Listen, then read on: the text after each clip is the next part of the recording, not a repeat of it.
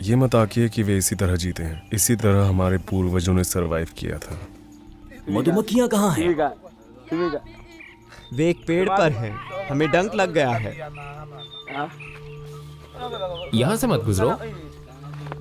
मैंने तुमसे कहा था ये रास्ता मत अपनाओ, लेकिन तुमने नहीं सुना। ये मधुमक्खियाँ क्रेजी हैं। इनसे खिलवाड़ मत करो। मुझे डंक लगने पर कुछ नहीं हुआ। अगर आपको डंक मार दिया जाए तो आपकी त्वचा सूज जाएगी। ओह, ये बहुत थका देने वाला शिकार था। बहुत थका देने वाला। पहाड़ों में जानवरों का पता लगाते हुए हम केवल 7 घंटों में 36,000 कदम चले। उनका कहना है कि उन्हें बबून्स का निचला मांस खाना पसंद है। और कौन सा भाग? हमें बबून के हाथ और पीठ के हिस्से खाना पसंद है। बबून के नितंब बहुत स्वादिष्ट होते हैं। कुत्ते बचे हुए भोजन के कुछ टुकड़े प्राप्त करने के लिए धैर्यपूर्वक इंतजार कर रहे हैं। काश मैं सारा मांस खा पाता। मांस स्वादिष्ट लगता है। वे शिकार किए गए जानवर को नाखून से खाना शुरू कर देते हैं। वे इसका कोई भी हिस्सा बर्बाद नहीं करते। वे नरम हड्डियों सहित मांस का सेवन करते हैं। आप उनके प्रत्येक काटने पर चटकने और तोड़ने की आवाज सुन सकते हैं।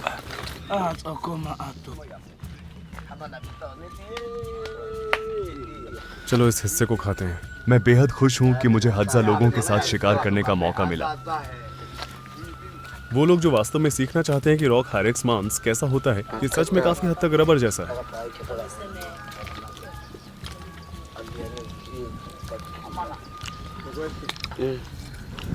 रॉक हैरेक्स।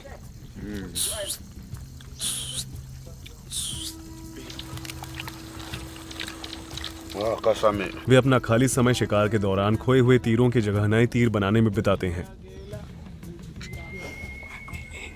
बंदर वो हमें पहाड़ों पर दिखाई देते हैं।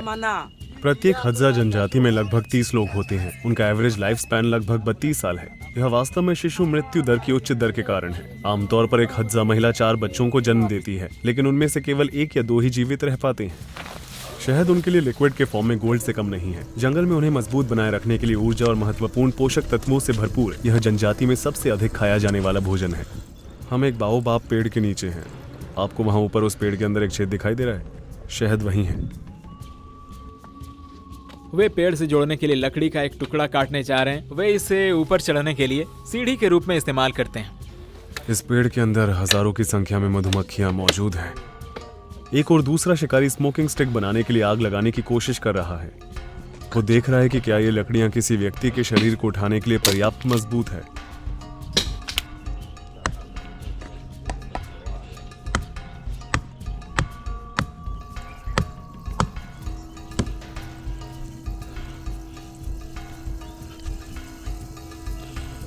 अब वह मधुमक्खियों को थोड़ी देर के लिए शांत करने के लिए धूम्रपान की छड़ी को छत्ते में रख देता है। यह तेज गुंजन की आवाज हजारों मधुमक्खियों से आ रही है। उसे कई बार डंक लगता है, लेकिन वह शहद तक पहुंचने के लिए दर्द को सहता है। उसे जल्दी करना चाहिए क्योंकि मधुमक्खियां छत्ते से बाहर निकल जाएंगी और हम नहीं चाहते कि वे हमारा पीछा करें।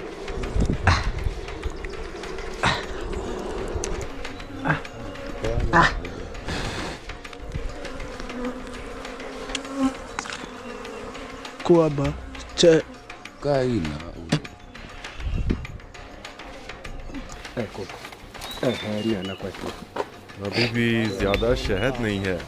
मौसम अच्छा नहीं है। हमें थोड़ा और इंतजार करना चाहिए। इसमें शहद बहुत कम है।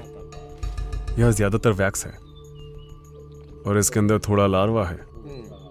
चलिए मैं आपको दिखाता हूँ। हज़्ज़ा के लिए शहद सिर्फ भोजन नहीं बल्कि उनकी करेंसी भी है। वे इसे नुकीले धातु के औजारों, कांच के मोतियों, टायर के जूतों और मक्के के आटे से एक्सचेंज करते रहते हैं। वे गिनने के लिए पैसे या न्यूमेरिकल सिस्टम का भी इस्तेमाल नहीं करते हैं। हज़्ज़ाने में 1 और 2 ही एकमात्र नंबर्स होते हैं। आज भी वे समय का ध्यान नहीं रखते। घड़ियों और कैलेंडरों की यहाँ कोई जगह नहीं है। उनके यहाँ जन्मदिन या धार्मिक छुट्टियों जैसा कोई जश्न नहीं मनाया जाता है।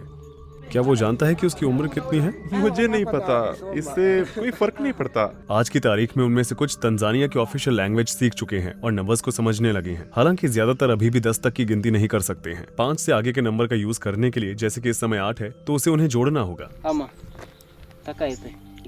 यहाँ 5 और वहाँ 3। अगर मैं उससे कहूँ 70 तो वो क्या कहेगा? ये तो बहुत ज्यादा है। वे बड़ी मात्राओं को दर्शाने के लिए सामान्य शब्दों का इस्तेमाल करते हैं क्योंकि वे उनके लिए बहुत बड़े होते हैं। क्या उनके दिमाग में हमेशा बबून का शिकार करना चलता रहता है? ये सबसे स्वादिष्ट मांस है।